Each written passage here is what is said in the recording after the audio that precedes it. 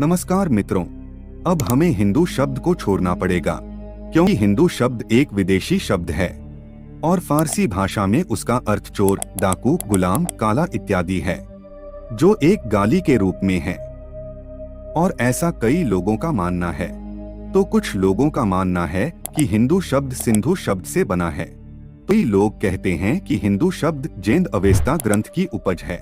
तो एक थियरी यह बताती है कि हिंदू शब्द इंदु शब्द से बना है, इंदु यानी चंद्रमा। तो कुछ लोगों का कहना है कि हिंदू शब्द इंद्र से बना है। तो आखिर हिंदू शब्द का अर्थ क्या है और इस हिंदू शब्द की उत्पत्ति कैसे हुई? हमारी भक्ति ही है हमारी शक्ति, जो जोड़े हमें प्रभु के साथ। ये लफ्ज जो है हिंदू, ये ईरानियों का दिया हुआ है। तो ईरानी में हिंदू के माने काला। हिंदू शब्द संस्कृत भाषा का नहीं है, हिंदू शब्द हिंदी भाषा का नहीं है, हिंदू शब्द भारतीय भाषा का नहीं है, हिंदू शब्द पर्शियन भाषा का है। हिंदू कौन है? तो हिंदू शब्द में ही उसकी अर्थ है हिंसयति दुष्ट दुर्गुणा नाम, जो दुष्टों की और अपने अंतःकरण के दुर्गुणों की हिंसा करे, नाश करे, वह हिंदू है। मित्रों, सबसे पहले बात करते हैं अंग्रेजी इतिहासकारों द्वारा गढ़ी गई कि हिंदू शब्द सिंधु शब्द से बना है। उनका कहना है कि ईरानी, मुस्लिम और अंग्रेज लोग स ध्वनि का उच्चारण नहीं कर पाते थे, तो उनसे स ध्वनि ह ध्वनि में परिवर्तित हो गई और सिंधु शब्द हिंदू बन गया और सिंधु नदी के आसपास रहने वाले लोगों को हिंदू कहा जाने लगा। यहाँ ध्यान देने वाली बात यह है कि सिंधु नदी को आज भी ईरानी लोग सिंधु ही कहते हैं और सिंधी लोगों को सिंधी ही कहते हैं। उसमें कोई परिवर्तन नहीं आया। और अगर ईरानी लोग स को ह बोलते थे तो शिया का या क्यों नहीं हुआ और सुन्नी का हुन्नी क्यों नहीं हुआ और ईरानी सम्राट साइरस का हायरस, डेरियस का डेरिया, कुरुश का कुरु क्यों नहीं हुआ और इस्लाम का इहलाम क्यों नहीं हुआ? ऐसा इसलिए नहीं हुआ क्योंकि इतिहासकारों को हिंदू शब्द को ही विदेशी और ईरानी साबित करना था। इसलिए सिंधु शब्द का हिंदू में ध्वनि परिवर्तन हो गया, लेकिन शिया या सुन्नी का नहीं। अब हम आपको सच्चाई बताते हैं कि कैसे ईरानी लोग सिंधु को सिंधु ही बोलते थे, हिंदू नहीं। जिनकी मातृभाषा फारसी है, ऐसे फारसी इतिहासकार अलबरूनी ने अपने ग्रंथ में स्पष्ट लिखा है कि उसके प्रदेश से सिंध में जाने के लिए हिमरोज यानी राजस्थान से होकर जाना पड़ता है, किंतु यदि हिंद में पहुंचना हो तो काबुल होकर जाना पड़ता है। यहाँ अलबरूनी ने साबित कर दिया है कि सिंध और हिंद दोनों अलग शब्द है और सिंधु से हिंदू शब्द नहीं बना है। हिंदू शब्द को सिंधु से बताना अंग्रेजी और वामपंथी इतिहासकारों का बहुत बड़ा षड्यंत्र है और इसी षड्यंत्र के चलते यह लोग दूसरी थियरी देते हैं कि हिंदू शब्द पारसियों के पवित्र ग्रंथ जिंद अवेस्ता में पाया जाता है।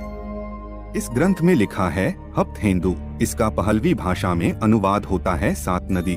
याद रहे कि हफ्त हिंदू शब्द का उपयोग किसी देश या धर्म के लिए नहीं किया गया है और यह जो हफ्त हिंदू शब्द जिस पुस्तक में है उसका नाम वेंदीदाद है, जिसे जिंद अवेस्ता का एक भाग कहा जाता है और यह 50 पेज की पुस्तिका 1877 में मिली थी और अंग्रेजों के कहने पर जर्मन कार्ल फ्रेडरिक ने इसे अवेस्ता का एक भाग बताया था और इसका अनुवाद फ्रांस में रहने वाले यहूदी प्राच्यविद जेम्स डार्मिस्टर द्वारा किया गया।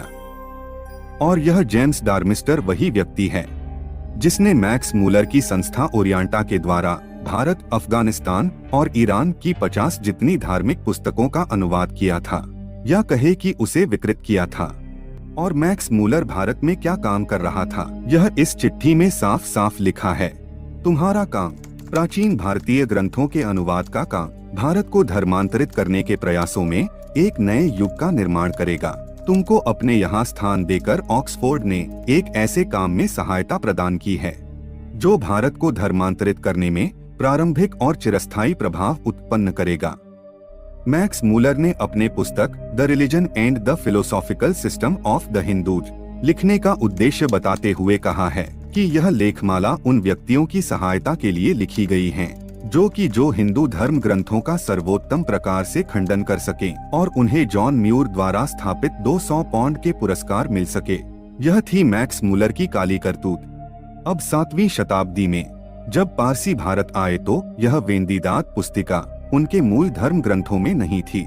तो इससे यह पता चलता है कि इस वेदिदात पुस्तिका में जो कुछ है उसे विकृत किया गया है और जानबूझकर हप्त हिंदू जैसे नए शब्द डाले गए हैं, जिससे अंग्रेजी इतिहासकार साबित कर सके कि आर्य बाहर से आए थे और हिंदू शब्द विदेशी है। अब सबसे दिलचस्प बात यह है कि इस वेदिदात पुस्तिका का अनुवाद तो उपलब्ध है, लेकिन जिसमें से अनुवाद किया गया है वह मूल हस्तप्रत क्यों उपलब्ध नहीं है। इससे अंग्रेजों के षड्यंत्र का पता चलता है।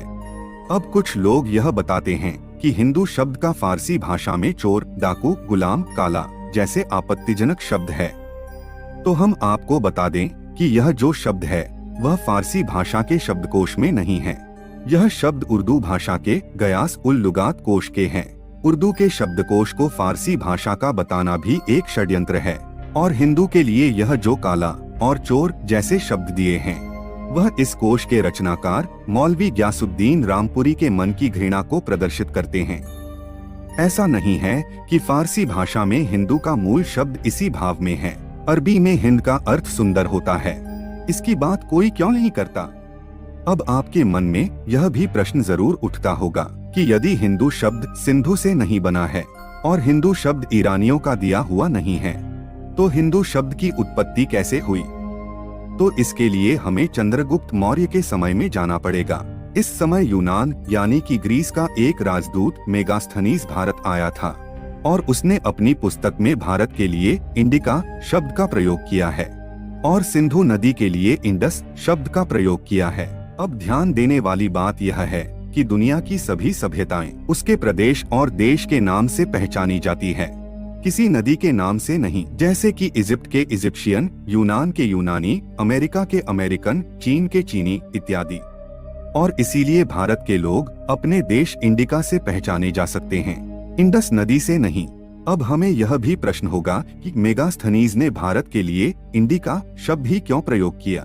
तो जिस तरह से संस्कृत शब्दों को ग्रीक भाषा में, जैसे कि अलक्षेंद्र को एलेक्सजेंडर, चंद्रगुप्त को सैंड्रोकोट्स, गिरीश को ग्रीस कहा जाता है, वैसे ही इंद्र का शब्द को ग्रीक में इंडिका कहा गया। अब प्रश्न यह भी होता है कि भारत का नाम इंद्र का क्यों था। तो वैदिक काल में इंद्र का बहुत ज्यादा महत्व और प्रभुत्व था। यदि आप ऋग्वेद में भी देखेंगे तो इंद्र की बहुत ज्यादा प्रशंसा और स्तुति की गई है, लेकिन आपको वेदों में, रामायण में और महाभारत में इंद्र का इंदु या हिंदू शब्द नहीं मिलेंगे, क्योंकि यह शब्द महाभारत काल के बाद अस्तित्व में आए थे। महाभारत के समय भारत देश आर्यव्रत, भारतवर्ष, हिमव्रत, जम्बूद्वीप जैसे कई अलग अलग नामों से पहचाना जाता था। आपको तो पता ही होगा कि पांडवों ने इंद्रप्रस्थ नाम का शहर बसाया था और जब पांडव कौरवों के साथ जुआ खेलते हुए इंद्रप्रस्थ और अपना सब कुछ हार चुके थे और पांडव वन में भावी महायुद्ध की तैयारी कर रहे थे, तब भगवान श्री कृष्ण शांति प्रस्ताव लेकर कौरवों के पास गए और कौरवों से कहा कि पांडवों को राज्य के लिए यदि 5 गांव दे दिए जाएं, तो यह युद्ध रुक सकता है। इस पर दुर्योधन ने कहा कि मैं पांडवों को सुई की नोक जितनी भी भूमि नहीं दूंगा। और इसके बाद महाभारत का युद्ध हुआ।